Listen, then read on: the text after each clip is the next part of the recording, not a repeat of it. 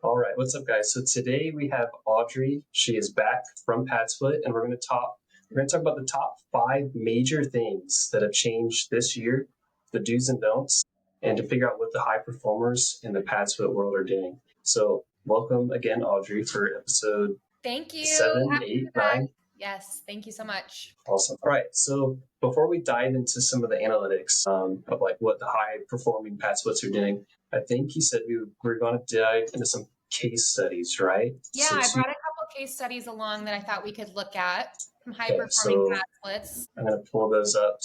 One of them you said North Carolina. Well, I'll pull that up.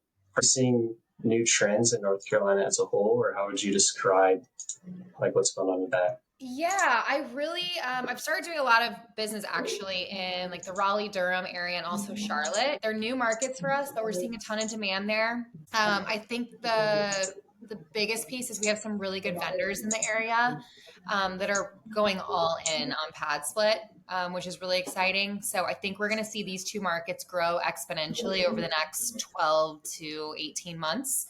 So I thought I'd pull a couple of case studies. These properties have been on the marketplace for over a year now, so we have some real data.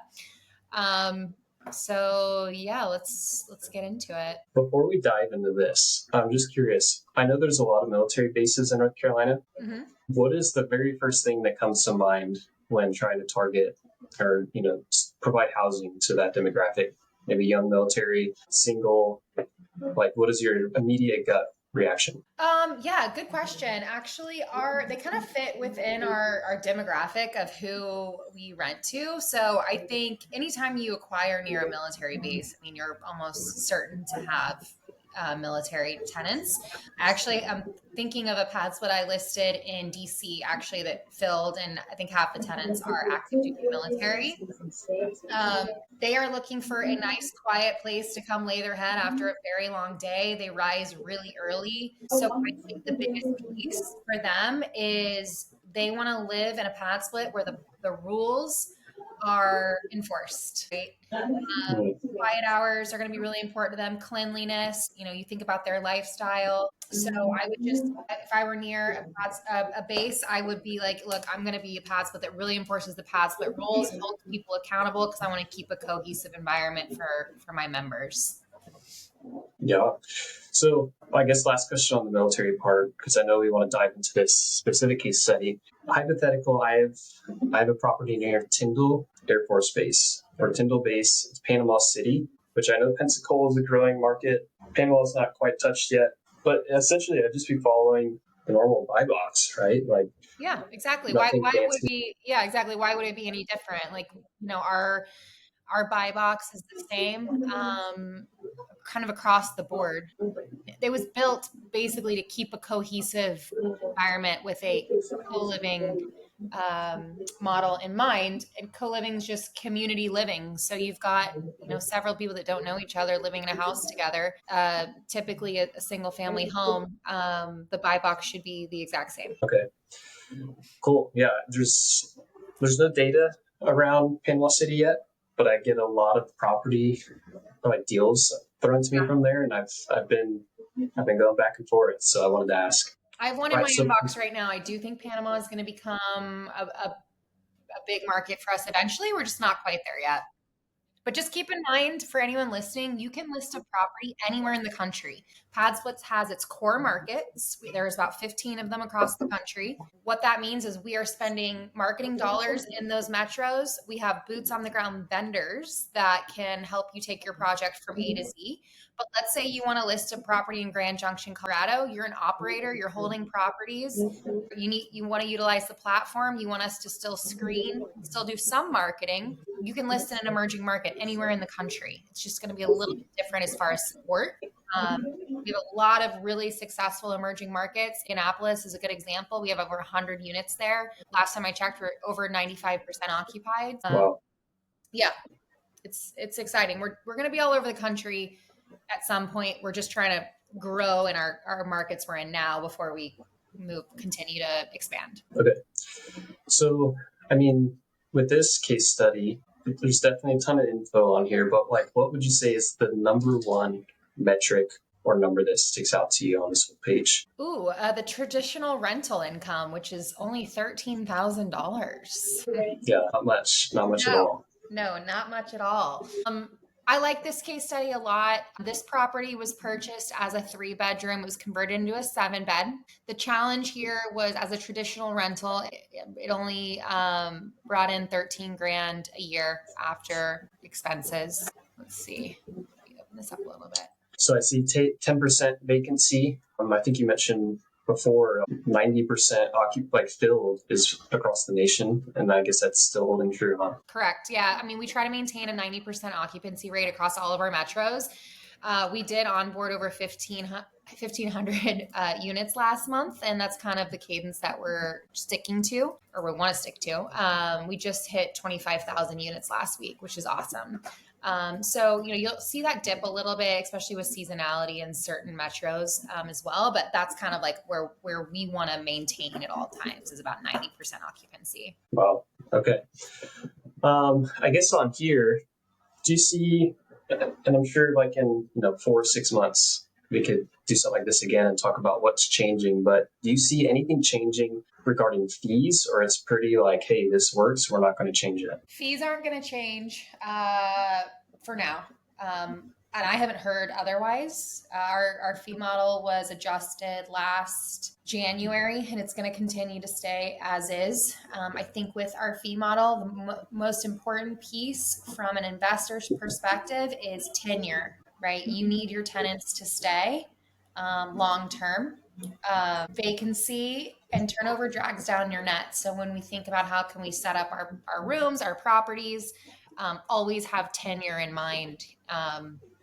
We can dive into that a little bit more here in a bit. I know we have questions we're going to go through, but I have some things I can touch on there as well. Yeah. Anything on this slide or the next one? I just want to kind of look at this quickly. The takeaway here was that this investor, they more than doubled their cash flow just by reconfiguring the property into 7 bedrooms.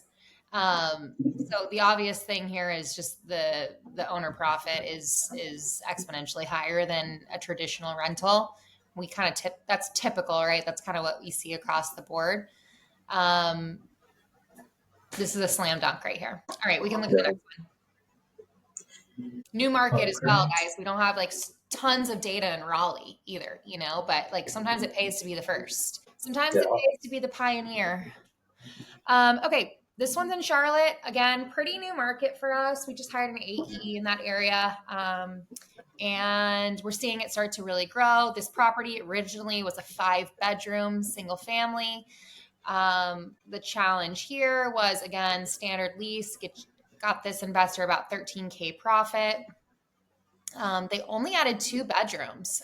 Renovation cost about 18 grand, which turned this property into 93 grand annual income, 52K profit, more than tripled their NOI. Again, no brainer here. I just think these are really fun to look at.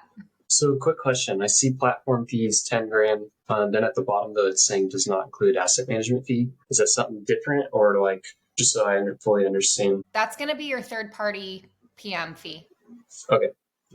Cool. But yeah, just the takeaway on this one was obviously very small reconfiguration turned a break-even rental into a high performing asset. Yeah. Just ballpark back of the napkin math. When you hear someone, they're going to open a new property, if it's just right in the middle average, what should that average cash flow be, let's say in Florida, like a true net? Yeah, expenses. I underwrite a lot of deals. I think across the board internally, like we feel that it depends on the investor and like your goals, obviously. Like I like to see investors net at least $1,000 a month. Yeah. I mean, consider renovation costs, adding bedrooms, finishings. Like, this is kind of a pain in the butt. Like you need to be seeing some cash flow. In my mind, $1,000 a month is a good deal. Yeah, absolutely. Okay. So anything left on this one? I mean, it's pretty attractive jump in the overall profit. Are you seeing any new expenses like coming into the market, like things that weren't accounted for last year that are like, hey, you need to make sure this is in your underwriting moving forward? I set a budget about $800 a room for furnishings in each room. I don't know. I mean, I don't know what people were underwriting a couple years ago, but I've seen a lot of old listings, which is bed frames and mattresses in the rooms. I think you need to go a little bit, Yeah. further on like desks in rooms, staging. So I would budget about $800 to $1,000 a room to get the room to where it needs to be in terms of like competitive. Especially in certain markets, we have a lot of rooms, like Tampa, Orlando, Jax. And so how can you stay competitive? It's how you set up your rooms. So don't skimp Yeah. on the furnishings in the rooms. Absolutely. All right. So before we jump into the other questions, did you have anything on this slide, or you're good? I think we're good here. These are really self-explanatory. I have a ton of these too. If anybody wants to look at any more, I have several. Reach out to me. Audrey at PadSplit.com. AUDREY at PadSplit.com. Okay. We'll put your link in the description as well. Okay. So a couple unscripted questions. Okay. For whatever reason, insurance has been a very hot topic in the co-living space. And I'm trying to figure out what is more of just a pure marketing play some people are pulling. Because, we own a couple co-living deals together. We got insurance on them, and I don't remember it being a big deal like I'm hearing. So maybe I'm either out of the loop or they're just really good at marketing. So what's going on with insurance? It's been a big headache for PadSplit investors getting insurance. A lot of the policies out there have started to specifically exclude co-living, which, makes it difficult. And then people were purchasing like business policies that were very expensive. That can throw off your underwriting, then it doesn't make sense anymore. As of last week, we have partnered with an insurance company that is specifically writing co-living policies in every single state across the country. No limit on number of rooms. It's a liability policy as well as protects you from like damages and things like that. And I hear that they're very competitive. Rates are really competitive. And so it is so exciting because now I have a solution when people ask me, how do I get insurance for this thing? We have a direct company that will write them. We just had a meeting with them yesterday. They're really excited to start rolling these out. Basically, if you have one property, you'll have a policy. If you have 10 properties, you'll have one policy. What if it's different partners on each one? Ooh, that's a good question. I don't know. You'll have to get with the guys that. Because I have the question pulled up in front of me that I get frequent. Okay. And it's, do you have a standard landlord policy or did you get a commercial policy? Yeah, so that's what I meant. I misspoke. People were getting commercial policies. Those were super expensive. You can do both. As long as your insurance agent says that you're protected and covered under the policy he's writing you, great. This is the solution for co-living specific. It just makes it really easy. So you might as well pull a quote and see how it compares to your current policy and what it covers. And yeah, it's really exciting. It's a solution to a problem that was major for us, especially in the state of Florida. Yeah, because I've always just told them, like, hey, this is the property. What do we do? Mm-hmm. And it's, sometimes it takes longer, but it's always worked. So I was getting confused, like why people were spending so much time on this. But okay, so there's a solution is the main takeaway. Exactly. The sky is not falling about insurance. Insurance is possible. I think it's going to be linked on our website. If you can't find it, just reach out to me. I'll send you the link. All right. Perfect. So now let's get to the true questions. Okay. The reason why we're meeting. There's about 10 questions that each year real estate changes, PadSplit evolves, they adapt, they're growing. These are the top 10 questions we found a lot of viewers just want to know, especially if they've changed since 2024. But at the moment, what would you say is the number one trend that is maybe different compared to last year to today? Like whether it's how you're setting up the rooms, marketing, maybe it's internal, like how long tenants are staying. Like what would you say is just the top difference between this year and last year? Obviously, well, for me, top difference is brand awareness. Like PadSplit is out there. Everyone knows about co-living now, which makes my job a lot easier, I will say. Yeah. And I think that in some of we have new metros where not a lot of data, but like we have, probably 10 metros that are tenured, have tons of brand awareness. We're seeing really good product come on the platform. I often show like circa 2022 properties when I'm demoing. And then I like to show kind of what we're seeing come on the platform now. And it's really impressive what people are how they're setting up their properties, staging, colored paint. They are putting in suites in majority of the rooms. So most people have like almost their own dorm where they have a ensuite bathroom. They're only sharing a kitchen, TVs, full length mirrors. Like they're setting up the room so that it's essentially their own little studio apartment. So I'm really excited about some of the product that we're starting to see across most of our. Okay. So that's a perfect segue into the next question. Now, I'm sure this is different per market, but what would you say is the top small room upgrade that gives the best retention, just the best ROI, just everyone's happy win-win? Examples are like desk, mini fridge, I got your TV. answer. Yeah, desk.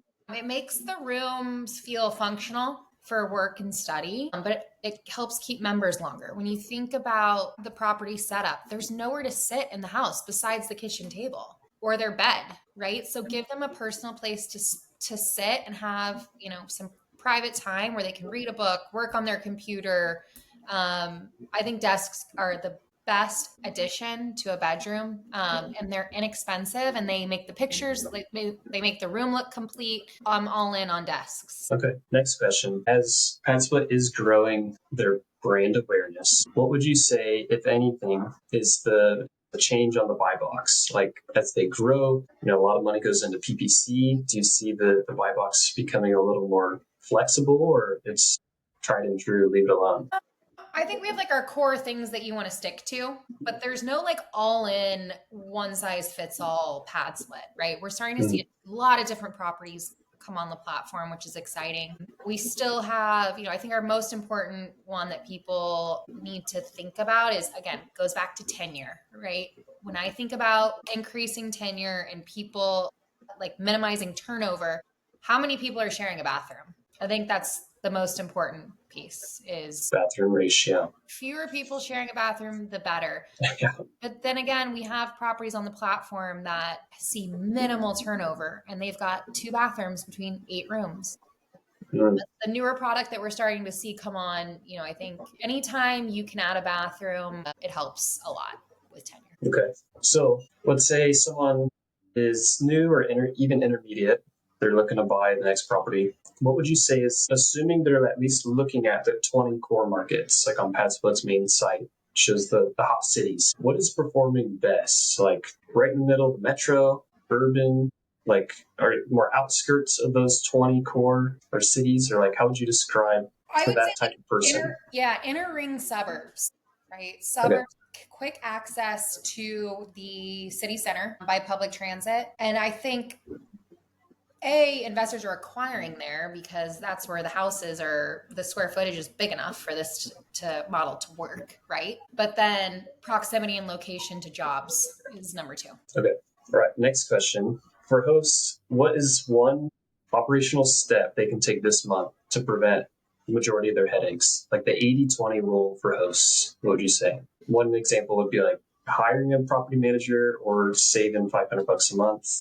Yeah, let's assume that you are, either way, I would implement the same thing. I would post clear house rules within the property. And I would be a host that enforces the PadSplit rules, right? We outline the rules. They're on our website. The members sign a membership agreement that outlines the rules. I would set expectations up front with every single member that requests to book your home. This is a PadSplit that enforces the rules. If you're good with that, this is the place for you. If not, maybe you should go book another room. I like that. Just no ambiguity.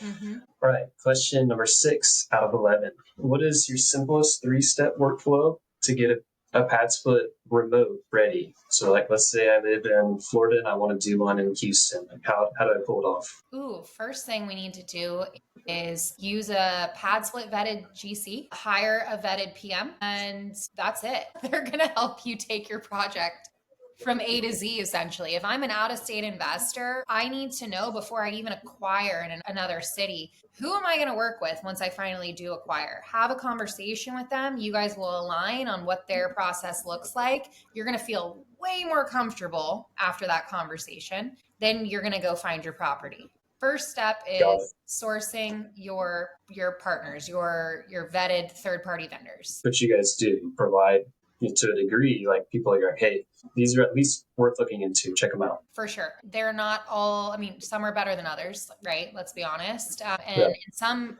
metros like Atlanta, we have like 10 of each option, 10 property managers, so vet yours. Most AEs kind of have their own relationships with each too. Definitely go with their suggestion, at least have that call, see how they operate, understand their fees, right? Because how are you going to underwrite this deal if you don't even know what the fees are?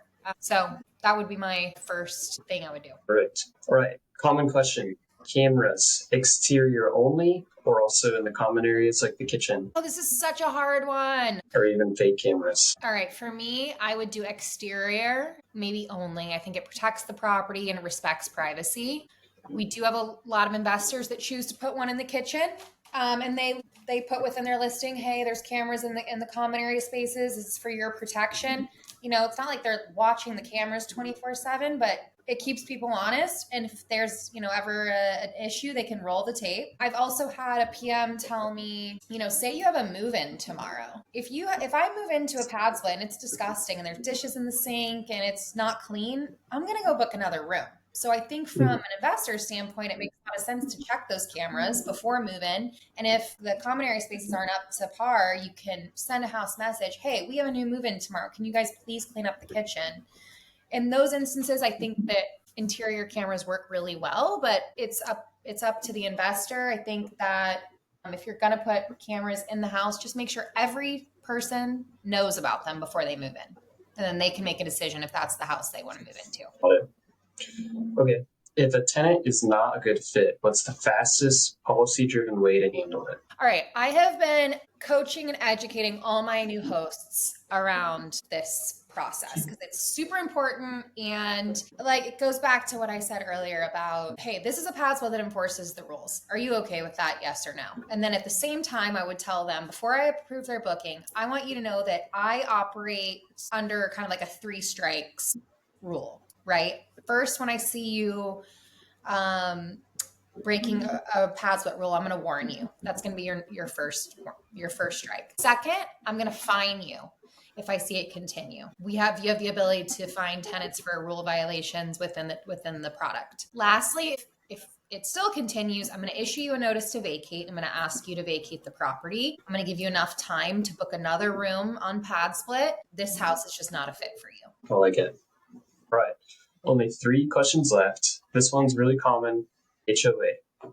Yay or nay? Like it. And I like this example. LB and I, we have a condo near Disney, 10 minutes from Disney, and it is 90% Airbnb. We still wouldn't do it. Yeah, I think it's kind of it's up to you. Obviously, every HOA is different. The only thing is our legal strategy, we're challenging zoning laws, right? And our legal strategy holds up well in those instances, but we have no fight against HOA and their CC&Rs. They can change. HOA is crazy.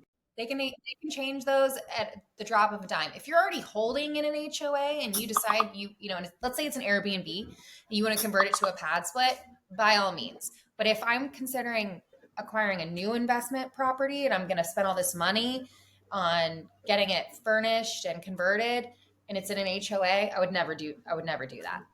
Got it. All right. So second to last question, one easy pricing or listing tweak that reliably gets rooms booked faster. I know we have a property that just went live in Tampa, and I know there's an option that gives an incentive where if they hit, I think 6 months or something, they get a free week. Are there any things like that you're just all right, this is the 80-20 rule. This is the best incentive we can do? I always tell my hosts that are getting ready to list a property, look, the goal is to lease this thing up as quickly as possible. So if you list your property and you're the highest priced rooms, I don't care how nice your rooms are. If you've got the highest priced rooms in the area, it's going to be slow to fill. So what I tell them is, let's list the first 2 to 3 rooms slightly under market and get those booked. That way we have some revenue that we're generating within the property. Then we have options within the product. If a room sits empty for a certain period of time, you get to set this. It will automatically apply a promo, which will be a 6-week promo, giving some sort of discount to incentivize a booking. That's what I would do. I would be super aggressive and competitive with pricing initially. Get the property booked up, start generating revenue. Keep in mind, tenants renew weekly. Pricing's not set in stone. There are increases that you can do on the rents. There's things that you can do, but the goal should be, let's get this thing leased up as soon as possible. Should I turn that setting on? I don't know if it's on for Tampa one. Yeah, I'm going to play with the Tampa one today. Actually, there's some stuff I need to do. I haven't had a chance to, but for sure, these are set it and forget it things. Hey, if my room sits empty for 7 days, automatically apply a promo. And those will incentivize bookings. Yes. All right. Very last question. What is the one myth that you want to bust about PadSplit, co-living in general, that just you get it all the time and you're like, no, why does everyone think this? Ooh, myth. It's a boarding house. Truth. It's a structured, tech-enabled membership platform with screening, policies, and professional oversight. All right. 2025 language there for you. I like it. Exactly. Okay. All right. And everyone, check out the description. It's going to have the best ways to get a hold of Audrey. And whatever you liked about this video, just leave a comment or even shoot Audrey a message on Instagram. Thanks, everyone. Thanks. Bye.